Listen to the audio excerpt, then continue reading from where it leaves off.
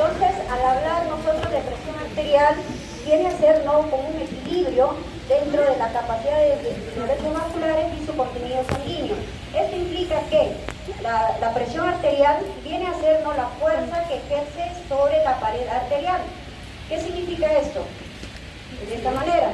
Y esta ley de la presión arterial está dado por la ley de Poisson, que significa que es el flujo sanguíneo que va a ser igual a la presión sobre la resistencia vascular. Eso lo vamos a ir desarrollando más adelante. Entonces, ¿qué cosa es la presión arterial?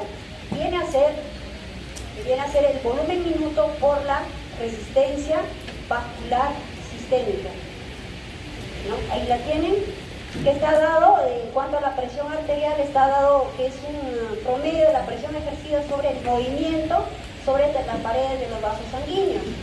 Y el volumen minuto es el expulsado de la sangre del ventrículo izquierdo hacia la aorta. Y la resistencia vascular periférica lo definimos la suma de estos factores, ¿no?, que se oponen al flujo de la sangre a través del lado vascular.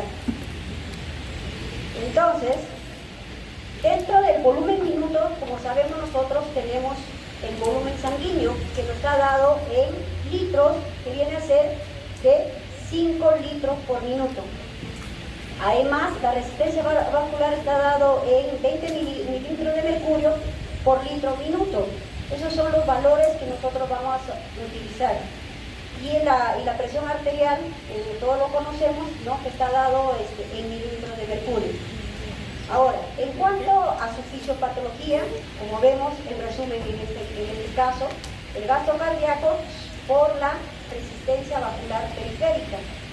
Dentro de la clasificación de la presión arterial, nosotros tenemos, según la fisiología, ¿no?, que consta en este curso, pero hoy en día nosotros tenemos guías que nos limitan a decir y actuar correctamente cuando yo estoy hablando de una presión arterial óptima, o cuando hay un incremento alto. Cuando hay muy alto ya hay grados, ¿no?, grado 1, grado 2, grado 3 y grado 4, y llegar a una crisis hipertensiva. Esto lo van a ver en su fisiopatología en cuanto a la clasificación y tratamiento de estas enfermedades.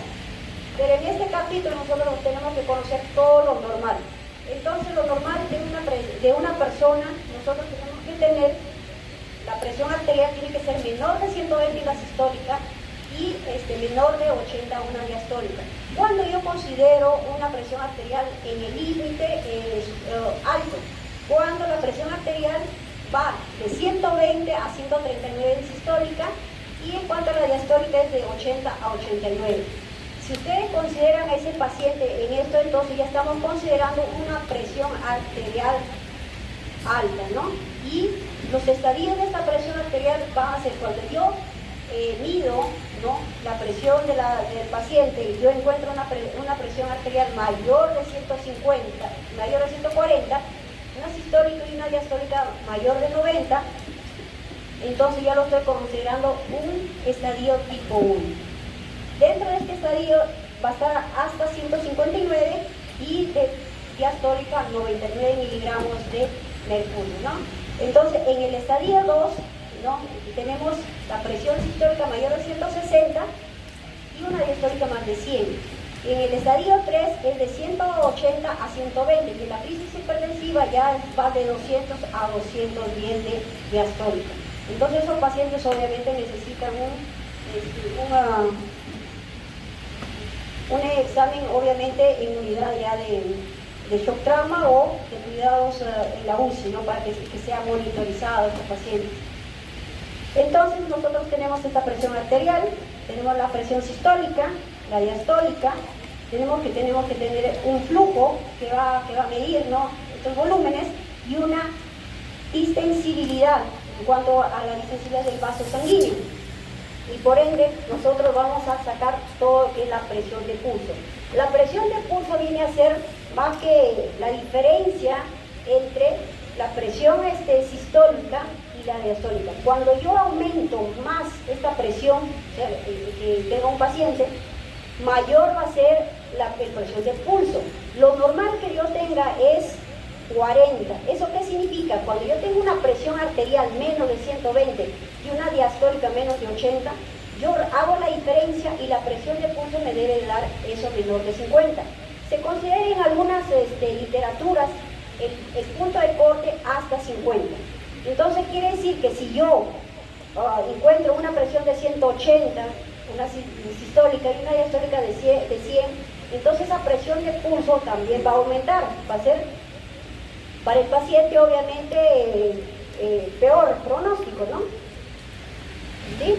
Entonces, de acá también vamos a realizar la presión arterial media, que viene a ser, ¿no? En este caso la presión arterial media viene a ser la presión sistólica, 2 veces la diastólica entre 3. Y el punto de corte de la presión arterial media, en alguna literatura lo considera mayor de 65, o obviamente que está menor de 80, ¿no?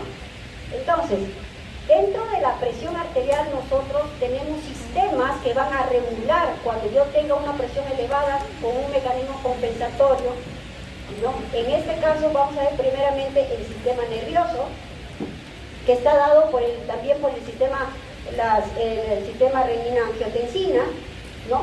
Por los péptidos natriuréticos, que lo vamos a ver más adelante, quién lo libera y cómo es que trata de compensarlo cuando hay un incremento o una hipertensión, una hipotensión, ¿no? Entonces, dentro del sistema nervioso a nivel de la presión arterial, nosotros vamos a tener que se va a dar por el sistema nervioso autónomo, y esto está dado por un arco reflejo. ¿Ya? Dentro de este sistema nervioso nosotros vamos a tener que son los varoreceptores.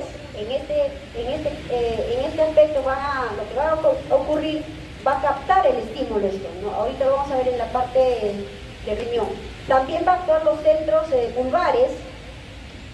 Dentro de estos centros vulvares nosotros tenemos 3 tipos, ¿no? Que es el núcleo del tracto solitario, el núcleo del parasimpático, el núcleo reticular lateral y las fibras eferentes, ¿no? En este caso las simpáticas. También las parasimpáticas, o sea, los dos sistemas.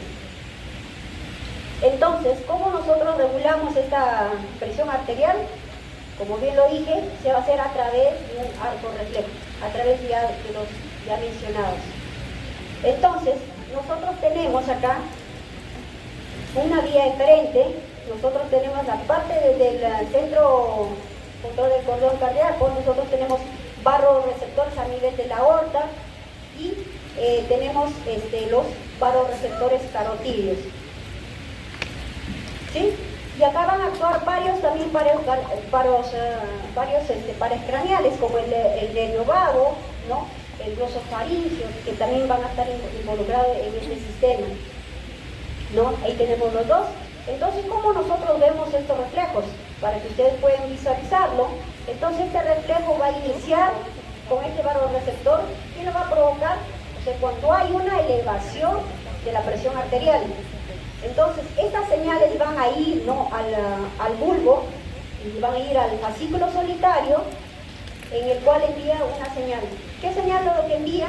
Primeramente va a actuar el núcleo parasimpático vagal, que lo vimos, ¿no?, y al núcleo caudo-ventral lateral. Y esto, por lo tanto, ¿qué va a hacer? Va a generar una vasodilatación de las venas y las arteriolas, ¿no?, en el cual que va a producir una disminución en cuanto a la frecuencia cardíaca. Y por lo tanto va a producir el inotropismo, que ya lo vieron en la clase anterior. Entonces, ¿cuándo es que se detectan? Cuando hay una disminución de la presión arterial. O sea, cuando hay la presión, cuando un paciente es hipotenso, estos varoreceptores recién van a comenzar a actuar ahí, ¿no? Mandando todas las señales que ya lo mencioné, y activa el núcleo rostro-ventrolateral, que es en la parte simpática, aumenta la frecuencia cardíaca y por ende también el gasto cardíaco. De igual manera, ¿no?, por ende va a hacer que la presión arterial también incremente. Y a nivel de las arterias lo que va a producir es una vasoconstricción, y a nivel del riñón lo que va a hacer es aumentar la secreción de la renina. Entonces ahí tenemos nosotros el núcleo del tracto solitario, tenemos lo que se va a actuar primeramente el arco del otro vetrolateral, y ahí tenemos que se va a actuar el sistema simpático, le va a dar el neurotransmisor la parte de la norepinefrina, y luego el núcleo ambiguo, luego viene el sistema parasimpático, y luego va a actuar la acetilcolina. Y por ende, el núcleo caudoventral está dado por el GABA, ¿no? Fue una también de sus preguntas del primer examen. Entonces, ¿quiénes controlan la presión arterial? Uno va a ser la parte de la corteza cerebral, ¿no? Segundo son los centros vasomotores, que ya lo mencionamos. Luego vamos a tener esas dos vías, que lo cual nos va a permitir, ¿no? Hacer una vasoconstricción y por ende una hidrotrofilia, ¿no? Y lo hemos visto. Entonces, estos mecanismos, ¿no? También tenemos dentro de este sistema, vamos a tener los quimioreceptores. Cuando las células quimiosensibles, por ejemplo, a la falta de oxígeno o el exceso de CO2 en un paciente, ¿no? Y hay un exceso de hidrogeniones, en este caso, que libera al paciente, ¿no? Ya lo ubicamos, que están ubicados en el cuerpo carotidios y en la parte de la aorta. Estas señales van a ir al centro, ¿no? Al centro vasomotor del tronco, y lo que van a hacer es la estimulación de estos quimioreceptores. ¿Qué es lo que va a ocurrir ahí? Va a haber obviamente una vasoconstricción y por lo tanto en este caso se va a activar una presión arterial media menos de 80. Entonces, cuando tenemos una presión disminuida, una presión arterial media menos de 80, entonces nosotros tenemos que compensar eso, ¿no? Si ya no, el organismo ya se agotó, entonces ya tiene que ir con inotrópicos. Entonces, nosotros tenemos otro sistema que se está dado por el sistema adrenérgico. El sistema adrenérgico, ¿qué es lo que va a ocurrir en el organismo? Va a aumentar la frecuencia cardíaca, va a aumentar la presión arterial y por lo tanto el gasto cardíaco. ¿Alguien me puede decir el valor del gasto cardíaco normal que tenemos todos? El gasto cardíaco en litros, ¿no es cierto? No, pero ese es el volumen total que se va a utilizar. No, 5 litros es el volumen que tenemos todos, ¿no? ¿Cuáles creen que ustedes serían en este caso? Nosotros tenemos valores, ¿no es cierto? El gasto cardíaco también. Sin vasopresores tengo un valor. Entonces, si yo saco el gasto cardíaco de ese paciente teniendo la presión arterial, la frecuencia cardíaca, el volumen, todo eso, yo puedo sacar ese gasto cardíaco. El gasto cardíaco tiene que ser mayor de 2.6. Si tengo por debajo de eso, entonces el paciente está chocado. ¿Qué significa eso? Entonces toda la parte periférica de la resistencia vascular está aumentada, ¿no?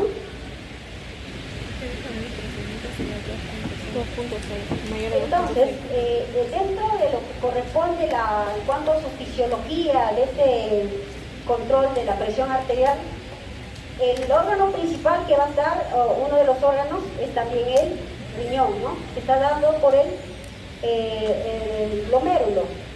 Entonces, este glomérulo, nosotros tenemos partes de este glomérulo que van a actuar. Tenemos el aparato yuxtamedular, las células yuxtamedulares, la mácula densa, ¿no? En el cual se van a controlar todo lo que es la presión arterial. ¿Y de qué manera? Primero va a haber una liberación de la renina. ¿Y cómo se va a dar? ¿Cómo va a actuar? Primeramente a través de un paro receptor. Cuando la caída de la presión arterial del arteriol aferente, ¿no? Entonces lo que va a ocurrir es un aumento de la producción de renina, ¿sí? Entonces, lo que vimos, ¿no? Va a haber una actividad adrenérgica, luego va a activar, ¿no? un estímulo a nivel de los receptores beta 1 adrenérgico que van a liberar esta renina para tratar de compensarlo, ¿no? Y luego va a actuar la mácula densa, ¿no? Esta mácula densa, cuando hay una disminución de sodio, ya en el túbulo contorneado distal, que va a generar la liberación de esta renina. Solo en ese mecanismo es que va a actuar esta mácula densa. Acá nosotros tenemos en esta figura, vemos ahí la renina por la arteria aferente, ¿no? El varoreceptor, luego tenemos la mácula densa a través de esos podocitos que tiene, ¿no? que va a activar, y luego en este caso vamos a tener la absorción que va a activar un sistema, la aldosterona, que va a actuar a nivel la absorción de sodio y el agua. ¿Sí se entiende hasta ahí? ¿Sí? ¿O muy rápido? ¿Ah? ¿Muy rápido? Ya, pueden ustedes interrumpir, no hay problema, porque esta es una clase, recuerden, ¿no? La idea es que ustedes la puedan entender también. ¿Sí? Bien, entonces, la regulación de está dado, como le dije, a nivel del sistema nervioso, es un arco reflejo, y luego la liberación de la renina, que es principalmente por la reducción de la presión arterial, que se ha dado por la arteriola aferente. Entonces, ¿quién produce la renina? El riñón. Luego, para convertir, ¿no? En este caso, el angiotensinógeno, angiotensina 1, ¿no? ¿Qué órgano produce? El hígado, ¿no? ¿El hígado o el pulmón? ¿Ah? El hígado o el pulmón. El angiotensinógeno a angiotensina 1, ¿ah? Y luego, para convertirse la angiotensina 1 a la angiotensina 2, se va a dar por la hormona, la famosa enzima convertidasa de angiotensina, que es la famosa ECA, ¿no? Se va a convertir en angiotensinógeno 2, ¿no? Y posteriormente, lo que va a actuar es a nivel de la glándula suprarrenal, ¿no? Y va a actuar la aldosterona, el cual va a permitir la absorción de sodio y el agua. Entonces ahí tenemos nosotros también el vaso, lo que va a producir esta angiotensinógeno 2, va a haber una vasoconstricción, va a haber una absorción, ¿no? de la aldosterona que vimos, ¿no? Del sodio y el agua, y menor natriuresis, o sea, quiere decir que va a eliminar menos sodio en la orina, ¿no es cierto? Ahora, también en este caso va a actuar el sistema parasimpático, ¿no? Y esto se está dando por el sistema renina bloqueado, ¿no? Entonces, angiotensinógeno 2 a nivel arterial, ¿qué va a producir? Va a producir una vasoconstricción, a nivel renal la absorción de sodio y agua, a la suprarrenal, que es la secreción de la aldosterona para reducir, en este caso, el hipertiroidismo, y a nivel cerebral, ¿qué va a producir? El estímulo de la sed. Y en el sistema nervioso parasimpático va a aumentar, ¿no? Hay un incremento de esta glándula, la adrenal, y por lo tanto a nivel del corazón va a producir una inotropina, con la contracción que viene, ¿no? Asimismo, ¿no? En cuanto a la parte arterial que viene, va a producir a nivel de la resistencia vascular sistémica, ¿no? También va a aumentar a un aumento de la volemia. Eso es un mecanismo regulador, recuerden que es un mecanismo regulador.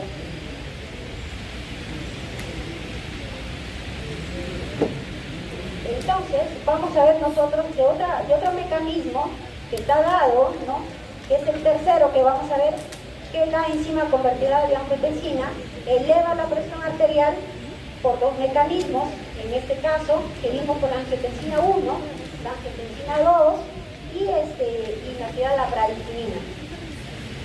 Entonces, vamos a hablar otro mecanismo que va a poder regular esta presión arterial, va a ser el péptido natriurético auricular. Este péptido natriurético se va a producir, se sintetiza mayormente en las aurículas del corazón. Estos son los principales. Este péptido natriurético, ustedes conociéndolo dónde se forma, cuando hay un incremento de esta péptido, nosotros hablamos de una falla cardíaca. dentro de la falla cardíaca, cuando el corazón no tiene la capacidad, como comprenderán, ¿no?, de eliminar el volumen que ingresa, se queda, como ustedes han visto. Entonces, como consecuencia, ¿qué va a pasar? Va a haber una sobrecarga de este volumen, ¿no?, en las aurículas, y luego va a pasar que va a producir, ¿no?, en este caso las acciones que va a tomar este péptido normalmente va a ser una natriuresis, ¿no?, disminuir el sodio y el agua para tratar de compensar. También va a producir una vasodilatación arterial, inhibe el sistema angiotensina-aldosterona, inhibe la función simpática. Entonces, dentro de estas funciones que tiene este péptido natridiurético, nosotros tenemos, ¿no?, la diuresis que va a tener el paciente en este caso, produciendo, como vimos, una vasodilatación, va a aumentar, imagínense, la tasa de filtración glomerular. También va a actuar disminuyendo el flujo plasmático, reduce el gasto cardíaco y por ende va a disminuir la presión arterial. Y por lo tanto, ¿qué va a pasar? Va a disminuir esa hipertrofia que tiene a nivel auricular, ¿no? Entonces, esto hace, este péptido natriurético va a contrarrestar, como lo mencionamos, el sistema angiotensina-aldosterona, ¿no?, en el sistema simpático, y además va a reducir la precarga y la poscarga. ¿Qué significa la reducción? Eso implica, como ustedes ven, ¿no?, nosotros tenemos primero el llenado, ¿no?, la precarga es el llenado de la sangre al corazón, y luego la expulsión, la poscarga. ¿Cuánto ingresa y cuánto debo tener yo de volumen de reserva y cuánto yo debo de expulsarlo?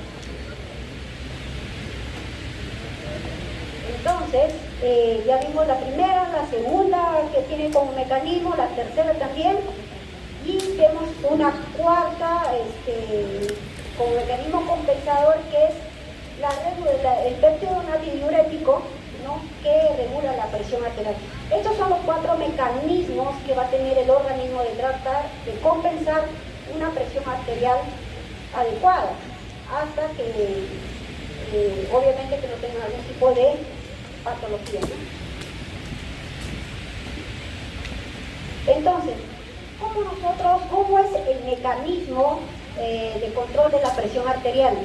Nosotros vamos a tener varios mecanismos. Primeramente van a actuar el control inmediato. ¿En qué consiste esto? Por ejemplo, cuando yo, en este caso, yo me levanto rápidamente, ¿no? Entonces, eso va a dar en segundos. Entonces, su función el reflejo va a ser autonómico, obviamente. Entonces, ¿qué van a actuar? Van a actuar 2 factores principales, son los varoreceptores, los quimiorreceptores y la parte cerebral que va a estar ahí.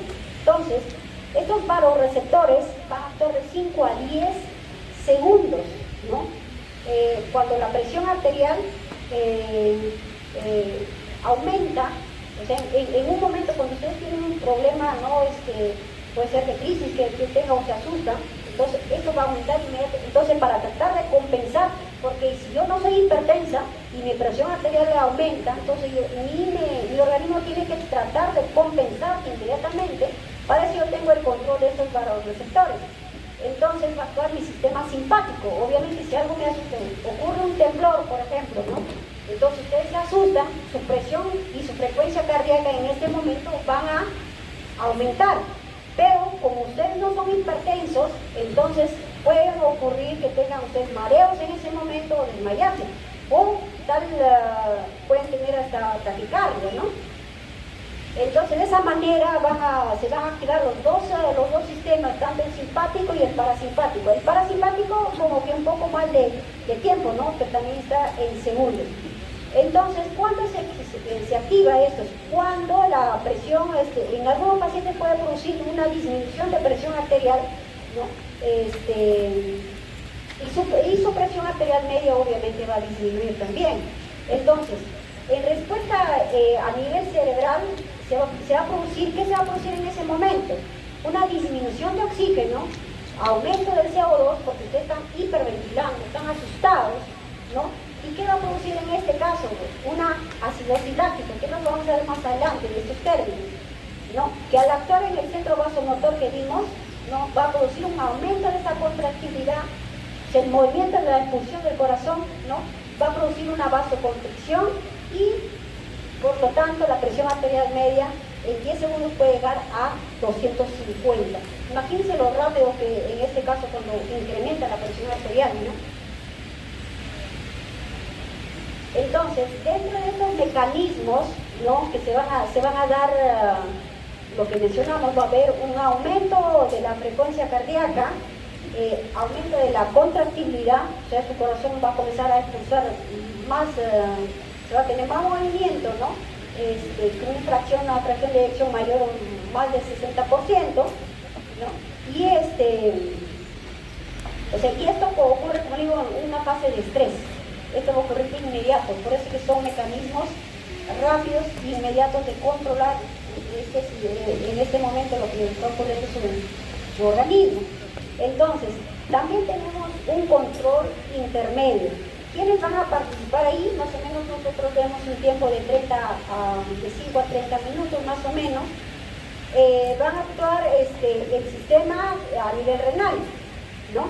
Entonces, ¿qué va a pasar ahí? Va a haber una relajación de la vasculatura ante el estrés, ¿no? Y un desplazamiento de estos líquidos a través de las paredes de los capilares. Eso va a ocurrir ya tardíamente. Inmediatamente ya sabemos qué ocurre y en el control intermedio también. Y luego tenemos el otro mecanismo que es el control a largo plazo. ¿Quiénes van a estar ahí? Se va a realizar a través de los mecanismos renales que están compensados, ¿no? por la presión arterial en sí. Entonces, en este caso va a controlar el sistema renal, ¿no? Todos los volúmenes de ingreso y salida en cuanto a ida y el extracelular de las células. Entonces, en este caso va a haber, ¿no? Una alteración total de sodio y así poder tratar de compensarlo, ¿no? Ya más tardíamente, ¿no? O sea, ya ve cuánto, mejor dicho, cuánto examina, cuánto de sodio tiene, cómo lo va a tratar de absorber o liberar si hay un exceso también. Eso es a largo plazo, ¿no? Entonces ya tenemos estos mecanismos, entonces sería como quinto, tenemos, ¿no? En resumen, que ya lo hemos visto, ¿no? Que viene a ser el peso de acá. Eso ya lo tienen, creo, en su diapositiva inclusive. Entonces, otros factores que van a regular, en este caso, la resistencia vascular periférica, nosotros tenemos factores físicos y factores hormonales. Dentro de los factores físicos nosotros tenemos primeramente la longitud de los vasos sanguíneos. Tenemos que evaluar la viscosidad de la sangre y el diámetro de los vasos sanguíneos. Si yo tengo una insuficiencia venosa, por ejemplo periférica, ¿ustedes creen que todo esto no va a influenciar en cuanto a la resistencia? Si usualmente los pacientes de mayor edad, como ustedes han visto, ¿no?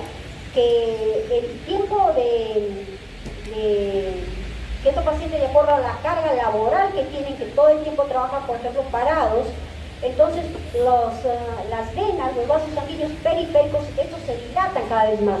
Entonces va a ser una insuficiencia venosa. Y esto, si él tiene carga genética, con mayor razón, ¿no?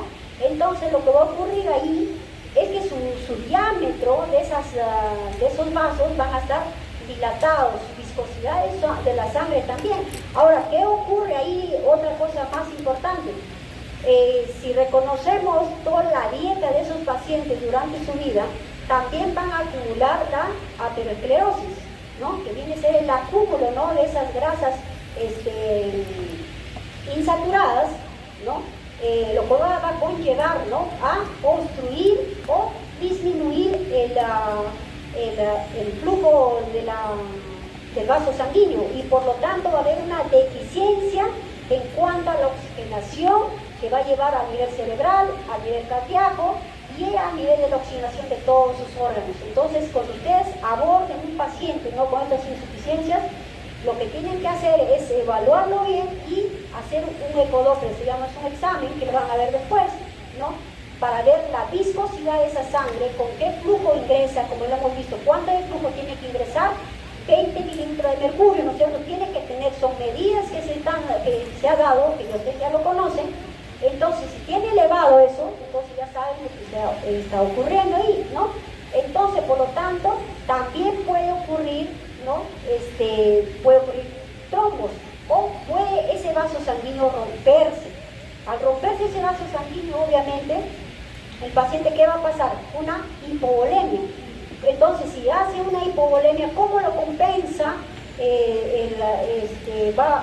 Por ende, obviamente, va a bajar la presión arterial. ¿Cómo creen ustedes que va a compensar en ese momento? A ver, ¿alguien? A ver, el delegado. ¿Está el delegado? Subdelegado. El auxiliar del delegado. A ver, el delegado. ¿Cómo compensarían ustedes a ese paciente? ¿Alguien? ¿Nadie? ¿Está el delegado o no? ¿Ah? ¿Ha venido? Sí. ¿Quién es su delegado? No está. ¿Nadie se atreve a contestar eso? ¿Cómo lo compensarían ustedes si pasa eso? ¿Qué es lo que harían ustedes primero? Si le pasa en su casa a su familiar que ustedes no saben que tiene, ¿cómo lo compensan hasta que llegue a un hospital? ¿Qué medidas tendrían que hacer en ese momento? ¿Mm? A ver, ¿qué medidas harían? Si se cortan la mano, ¿qué hacen? Un torniquete, ¿no? ¿Para qué? Claro. Porque si no, ¿qué pasaría si tú lo dejas sangrar? ¿Qué pasaría? El volumen de la sangre, que no sería 5 litros, ¿cuánto tendría? Está perdiendo, puede ser que pierda 1 litro, 2 litros, dependiendo. Y por lo tanto, ¿qué va a pasar ahí? La hemoglobina se va a hemoconcentrar. Lo vamos a ver en el capítulo de hematofisiología. Entonces, la viscosidad de esa sangre, ¿qué va a pasar? Va a ser más viscosa, más densa. Entonces, ¿qué va a pasar a nivel del vaso sanguíneo? Porque tienen que tratar de compensarlo, aumentando la hemoglobina, aunque ese paciente no sea la real. Cuando hay una hipovolemia, hemoconcentra los glóbulos rojos para tratar de concentrar, ¿no? el oxígeno hacia el cerebro, hacia el riñón, como vimos, ¿no? Y hacia el corazón. Esos son los órganos principales.